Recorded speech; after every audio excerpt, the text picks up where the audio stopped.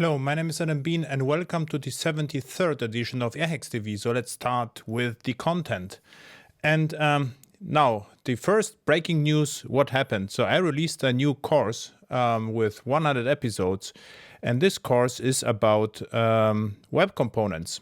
And what is it? It is a application built with native web components using lit HTML and state management Redux. So I try to a little bit over-engineer it to show you how the components communicate each other, how they share state, and how to structure the application. So I basically used boundary control entity pattern. I also got questions at the Airhacks TV how to structure such application. As you can see, this is actually the JavaScript code. We have creation, event creation. So what the application does, it manages events for me. So if you will see an announcement, Java user group talks or Airhacks TV on my blog, it's just very probable they will actually use this application to create the code snippets. So it starts, so we have one component called creation where the events are created. The boundary comprises custom elements. Control is reusable piece of, reusable is like on the backend. It's just more testable functions with some business logic, like for instance here, link validator control. What it does, it communicates with the backends. So this application also supports, try to show how to deal with error handling and long-running requests, for instance. And we have some entities, which this is one reducer, which cares about the state, and the other one just deals with edit operations, so it filter operations, edits, searches, and so forth.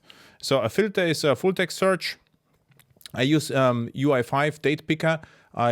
This time I used Vaadin router instead, implementing my own from scratch. Did it in the previous courses, and we also used the code splittings here with the chunks. Lit HTML was used. The state was stored in local storage, and we also have a preview component here. So this is what the applications does. And the preview is interesting because we had some styles leak, so we use Shadow DOM to deal with that. And even I implemented my own framework, which is 50 lines of code long and with lots of logging statements. And the application is pretty simple. So this is the routing, this is the input. So and a table with filtering. So I can create a new event and let's say announce the 75th episode of Airhacks TV or 6th episodes, or create a new one, or 65th is also okay. So now we have the two episodes, so I can search for that. So if I search for 65 as is 65, here you see the state in the Redux store. So I can have some time travel. So I can show you how the application looked before this, and I see the state in the Redux store. And I can also have a preview of this and copy the snippets to my blog. And now I can announce the events even faster. And even comes with Mocha unit testing. So I got lots of questions how to unit test applications. So I introduced Mocha, and I use Cypress in the previous workshop. So I hope you're happy with that. And of course, because you are Airhacks TV listener. So what I did, let's say whether I can hack it very quickly. So the coupon code is Airhacks TV 20, and you get Airhacks TV 20. This is the coupon code, and you get 20% off, and there are 20 coupons. So if you're fast, you can get the coupon for, or 20% off for the training. And where is I just forgot to show you where is the workshop. So also interesting. The entire source code of the application was open sourced, so it is available from, let's see where, from my GitHub, Alteon Beasts. Wow, Alteon Beasts, this is almost good, and repositories, and the repositories web components with Redux. So the entire application can be cloned. This is public repository. And I just described how to launch it. You can buy or rent the course from Vimeo. So okay, so now back to the questions. So where are we? First questions. Interactive code review of BCE-based web component done. Java server faces integration with AWS Cognito. So how to do this? So what Cognito, was already announced, and this is apps. We also covered that. This is the web page where you can download a course, and this is the Cognito. So what Cognito is, this is like SSO, which supports OAuth 2 and JSON Web Token. So what you should do, or what you could do to protect your JSF with Cognito is, where is my question? The first question was here. How to integrate AWS with Java security, and how to secure existing JSF applications with Cognito. And the answer is fairly simple. So what Cognito provides is your JSON Web Token. What you can absolutely do, you can use JSON Web Token to send a token to the application server, and if the application server supports a JSON Web Token microprofile, and actually all application servers support this right now, then your JSON Web Token principal gets converted into Java EE security principal, and the groups are converted into roles. So then you can use your old Java EE security, or the current Java EE security together with AWS Cognito. Now, how to get the JSON Web Token? This is the interesting part, and you have two choices. So you can create a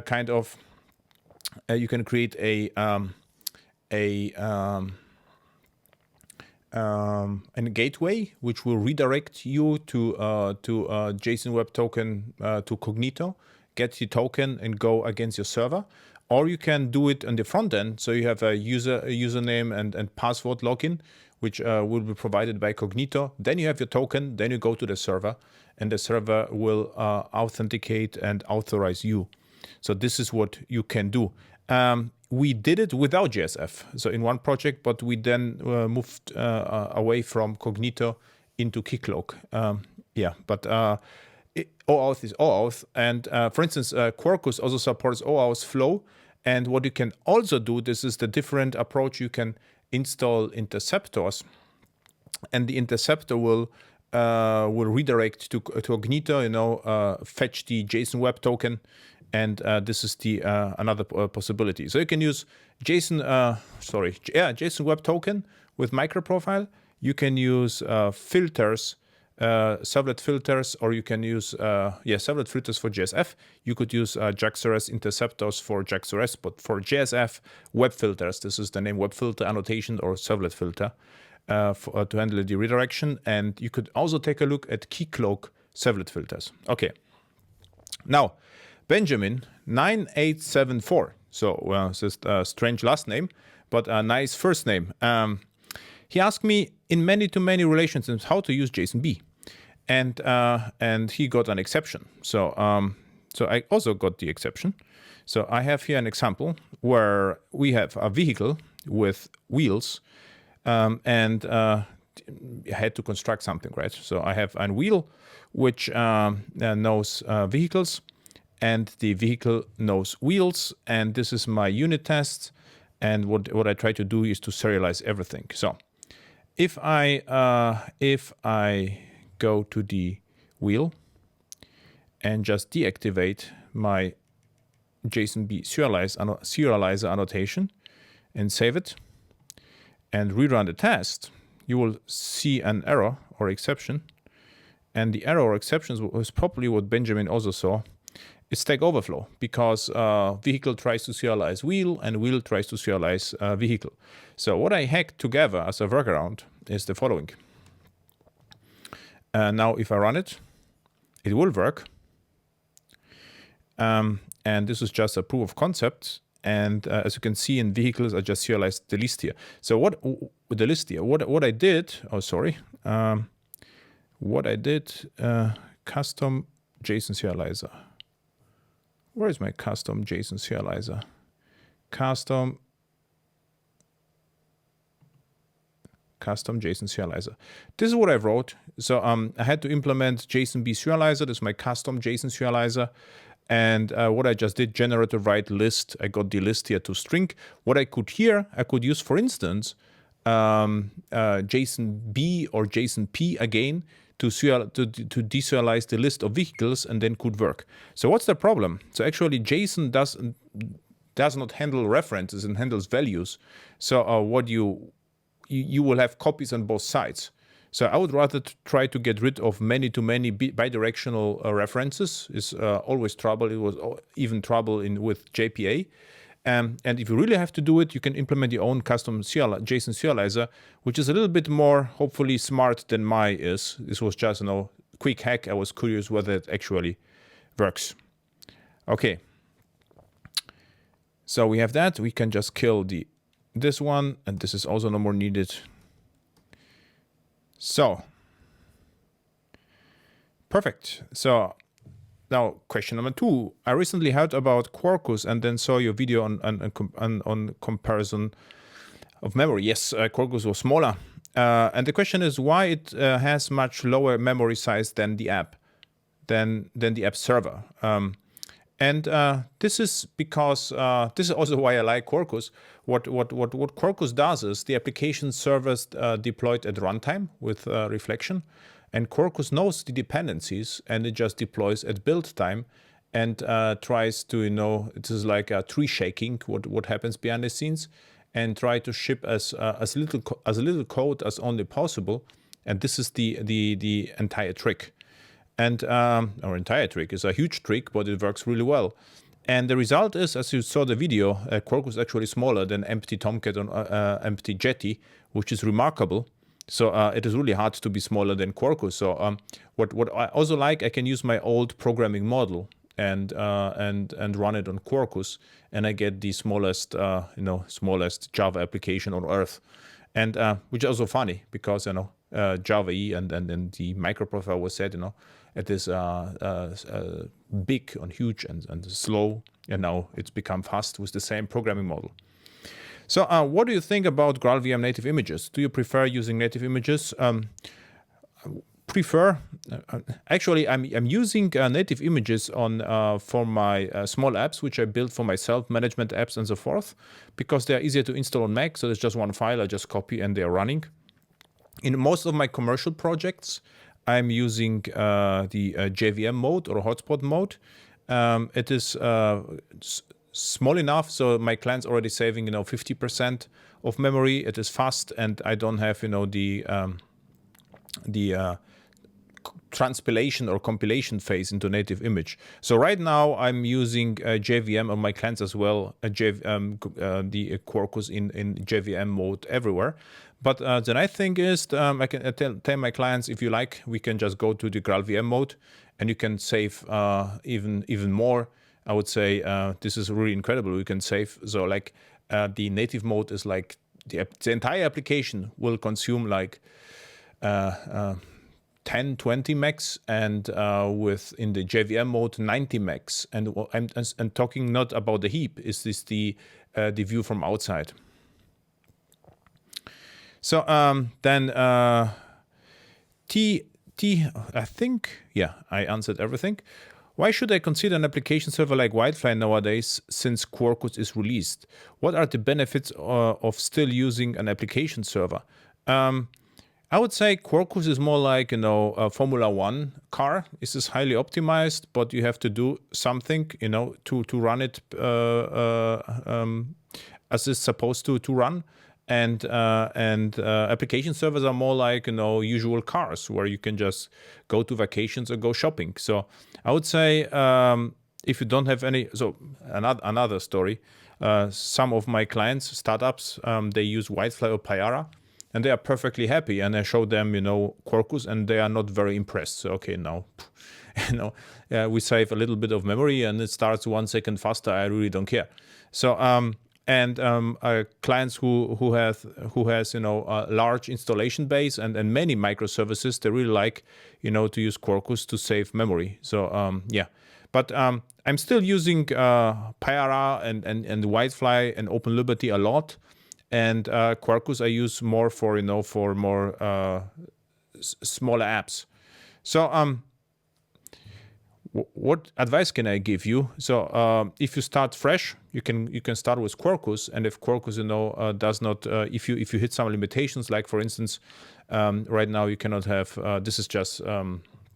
We hit a limitation where we wanted to have 2 persistence unit with 2 data sources in our project, and this was challenging.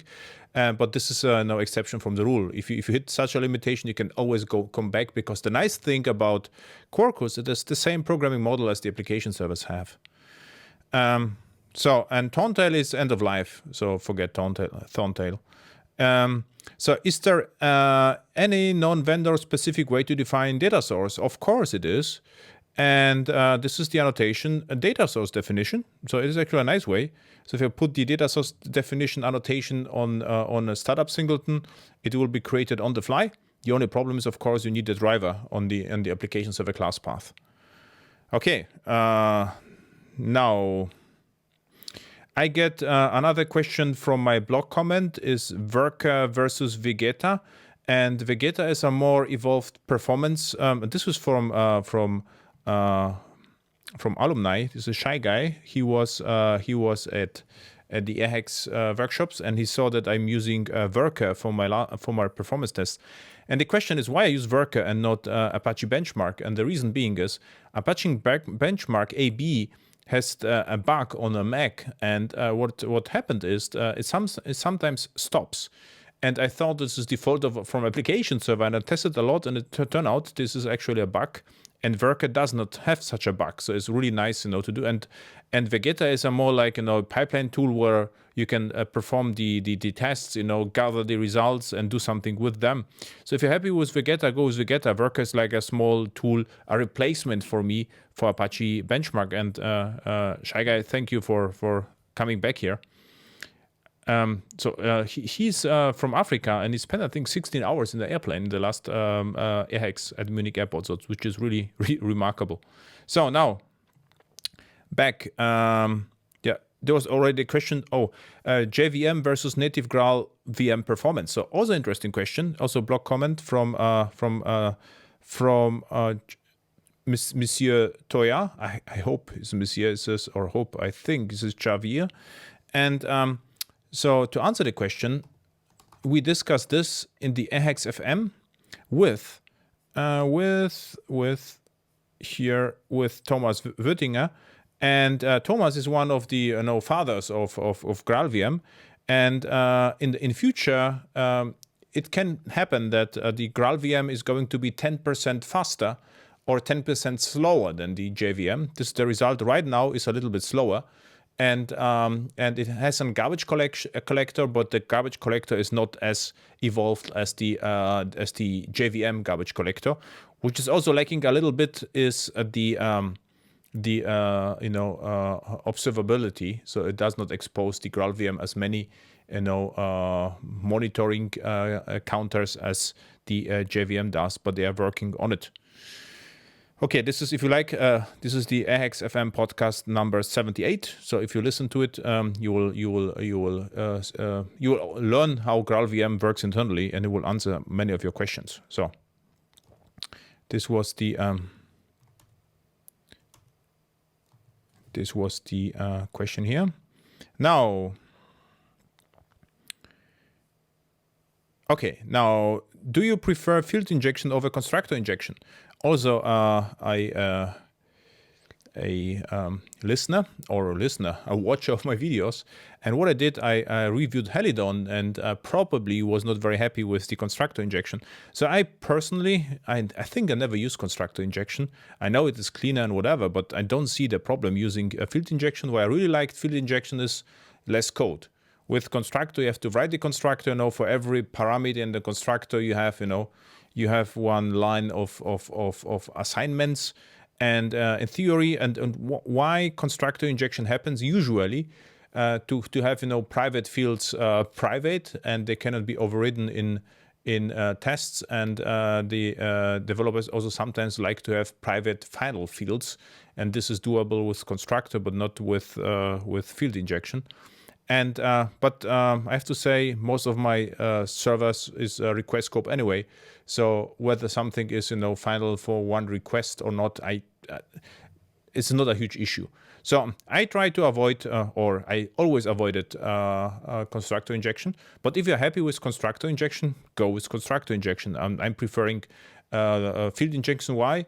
Less code, and I never had a trouble with it. So, and I cannot remember any situation where I run into errors, and constructor injection would avoid such an error. Okay, thank you. Now, Alteon Beasts, BZZ. I'm a student and I still don't know very deep about Java. I'm no more a student, almost a student. I still don't know a lot of about Java. So here the episode with Mr. Wörting is a really smart guy. So we all know know a little if we compare our knowledge with him, for instance. So as a learning for dependency injection, I saw this done by using reflection. Yeah, and if you are really curious, I recorded a video how to create dependency injection by yourself. With what I try to do is to replicate this at inject. Now the question is, of course, it's a very good question and observation. And how it is possible? What does Quercus behind the scenes? And you can think already, right, what the Quercus is doing. So Quercus knows all the dependencies at build time. So what happens behind the scenes, Quercus gathers the metadata, generates bytecode.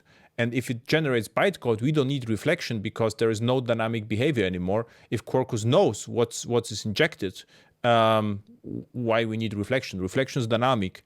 And if you don't have to use the dynamic behavior, if you don't need dynamic behavior, you don't have to use reflection. And if you like, what you can try to inject something which does not exist, or you can implement, for instance, an interface twice and inject the interface, and you will see that Quercus will complain already at build time and not at runtime, which is remarkable. Okay, cool. And how should I secure matrix endpoints from microprofile only auth users? Whitefly already does that because Whitefly separates the like bulkhead pattern. There is the 8080 port and 4848. 8080 is the application port, and the 4848 was Payara. What I meant is 9900, I think, in the case of Whitefly. On Payara, what you have to do, what you should do, is to use the port 4848 for microprofile matrix, and then you can secure it with the admin, which is always a good idea. Why? If your server is overloaded, what happens then is, if the server is overloaded, you won't be able to fetch the monitoring data. But if the server, you can, if you have two ports with two thread pools, you can always receive the monitoring data, because even if the main pool is dry, you have still some threads, a small amount of threads, usually two or one thread, to serve admin requests. Okay, Matlock. First, it's incredible. So you read a 9 years old post. So you read back then the post and create your own dependency injection framework. And now the question is, he would like to transition to microprofile and how to do that. And I read this, and what he basically has, he implemented a dependency injection. And so what I did, how to configure Java E, I created my own producers. And now I think what Matlock did, he created own framework around that, or framework or library, and how to integrate that with microprofile config. So actually 2 weeks ago we had a conversation, a project about something similar, configuration service. What you could do is you can just use microprofile and then produce whatever you produced before, but the implementation is not yours, it's a microprofile, and this will solve all your problems. And if you cannot use microprofile, what you could use, microprofile small RAI, or microprofile small RAI, the small RAI project. I think IO, everything is IO, yeah. And what the small RAI project is, config. So this is the config. And microprofile config, and the microprofile config can be used on legacy application servers. So you get the microprofile config capabilities on old or legacy or older application servers. Okay, now small RAI. Okay, I think I covered that. because you would like to replicate these features, and the question is why you would like to replicate them if you can just use microprofile. I assume you are using, you know, old application server. In this particular case, I will use small config, and then you only have to put the dependencies to your war, and it usually works. And if it doesn't, just take over, you know, the source code. So next one. Hello Adam, I hope you are doing well. So first, we have some legacy modules with Java 6 and we want to upgrade them to Java 11. This is what I don't understand. In Java 6 there were no legacy modules. What I think what is the service, how this called, service, forgot the name of this. There was there's like Java 6 service, no discovery, discovery. It was not the discovery. Service registry. No. JDK. There's one class which searches for interfaces, for implementations for interface, and this is let's take a look. No JMX. This was Java util something with service loader. This was the service loader. So this is Java util service loader. This was the class what you are searching for. So if you have to transition from service loader to Java 11, this is actually compatible. So there's nothing to do, and works correctly. So the question is, there were no modules in Java 6, so it should still work in Java 11. Now, our client has the commercial version of, back to the question first. First question, usually what all, you know, module systems like OSGI or how it's called, HK2 from Glassfish, they had some troubles with Java 11 because they used annotations and, you know, backend annotations for not allowed annotations or system classes or some tricks, and this is not allowed in Java 9 and above. But usually your application should not have such problems. So now our client has the commercial version of openAM, which is from ForgeRock, and they use for SSO, I think, authentication. Is it a good idea to use openAM is in authorization as well in our project? So I don't know what they are doing in your project, and it is always a good idea if you can use an external product. The problem might be is authorization means openAM will then have, you know, to maintain your application roles, and the question is, you know, how to do that, because how to maintain your application specific roles in a central place. This might be a challenge. But if it is capable of do so, just go with it. You don't have to implement it by yourself. What we usually do, we had our own instance for application-specific roles, but yeah, this is not always possible. So rec021 says, is there stateless annotation equivalent of transactional and RequestScoped? Almost on Quercus, almost, because Quercus comes... Quercus supports dependency injection without reflection, and in this particular case, if everything is hardwired, your transactional request code will be as fast or should be as fast as stateless. So I measured this, and this was almost no difference. And I did not find the annotation for pulled. Yes, there is no pulled, but with transactional and the request scoped on Quercus should be as fast as stateless. And there is no pulled, but if you need pulled, you could use bulkheads, for instance, bulkhead annotation from microprofile fault torrents, and you get similar behavior. So Shay Guy, again, our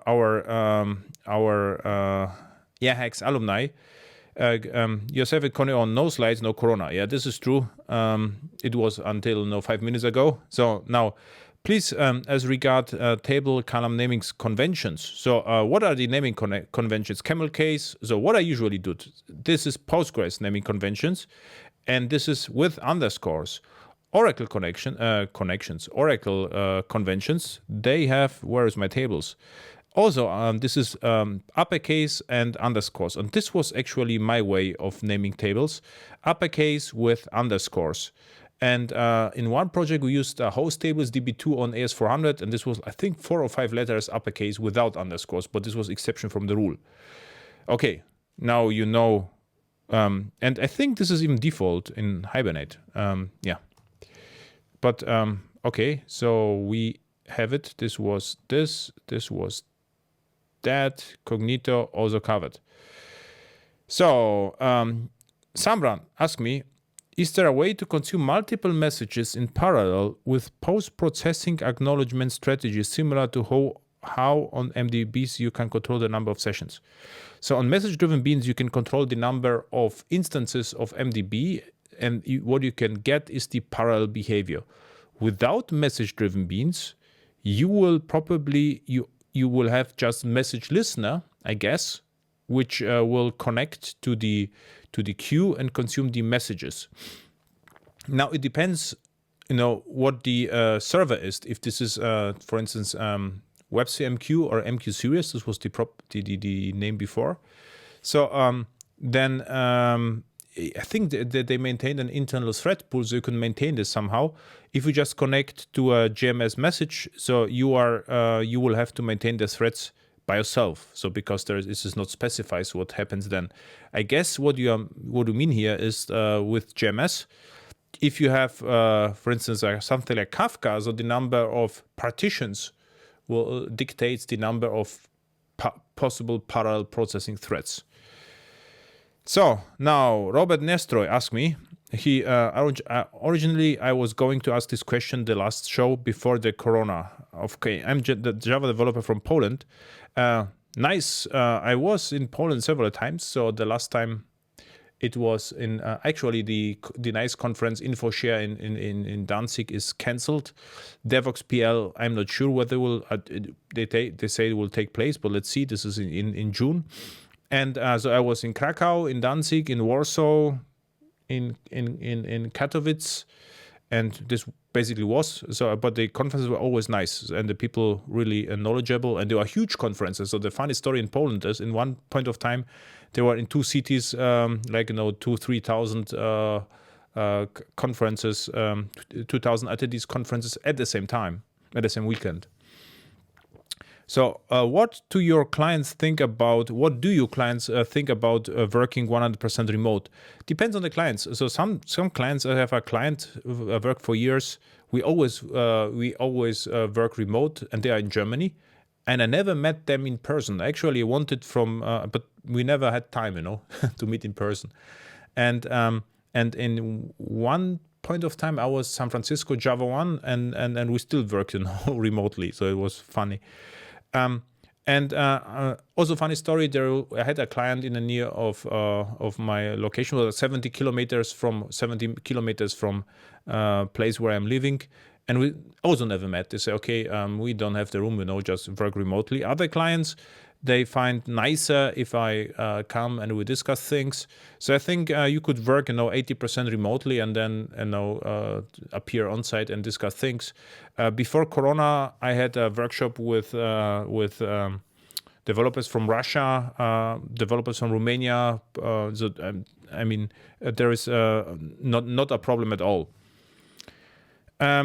How are freelance foreign developers, example from Poland, perceived in Germany? So freelancers in Germany can be hard. So sometimes, for instance, a large company asks me, to work for them, for a German company, and then they found out I'm a freelancer. So okay, then it's not possible. So okay, then not possible. So I lost the contract. So it really depends on the company, and it might be a challenge if you are a freelancer because of German laws. So some companies have no problem with it, and the others have, because if you are a freelancer, you're not allowed to work directly or you are allowed to work for a company, but if you work for a longer period of time, you can sue the company and they have to hire you, and this is strange things. So, and actually before Corona and after Corona is probably the same, and I hope and I guess that after Corona you can do even more remote work. It's a problem with working remote is not the remoting itself, is more the problem with outsourcing.